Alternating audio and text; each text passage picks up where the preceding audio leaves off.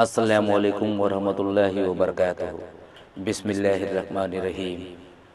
حضرت مغیرہ رضی اللہ عنہ بیان کرتے ہیں، رسول اللہ صلی اللہ علیہ وآلہ وسلم نے فرمایا، بے شک اللہ نے ماؤں کی نافرمانی کرنے، بیٹیوں کو زندہ درگور کرنے، بخل کرنے اور دست سوال دراز کرنے کو تم پر حرام قرار دیا ہے، اور فضول باتیں کرنے یعنی لوگوں کے احوال جاننے کے لیے زیادہ سوال کرنے اور مال ضائع کرنے کو تمہارے متعلق ناپسند فرمایا ہے۔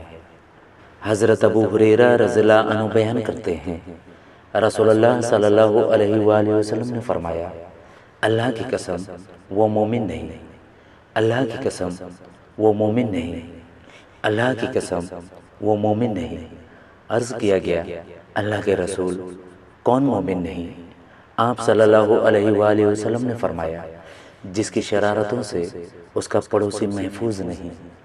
حضرت شداد بن اوس رضی اللہ عنہ سے روایت ہے کہ نبی اکرم صلی اللہ علیہ وآلہ وسلم نے فرمایا، سب سے اہم اور افضل استغفار یہ ہے کہ بندہ کہے، اے اللہ تو میرا رب ہے، تیرے سوا کوئی معبود نہیں، تو میرا خالق ہے، میں تیرا بندہ ہوں اور میں اپنی طاقت و استطاعت کے مطابق تجھ سے کیے ہوئے عہد و وعدے پر قائم ہوں۔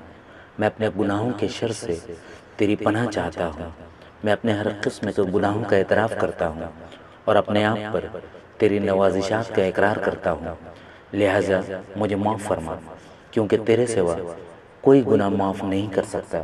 اگر کوئی شخص یقین و ایمان کے ساتھ صبح کے وقت یہ کلمات پڑھے پھر مر جائے تو لازماً جنت میں داخل ہوگا، اور اگر شام کے وقت یہی کلمات یقین و ایمان رکھتے ہوئے کہے اور مر جائے تو لازماً جنت میں داخل ہوگا۔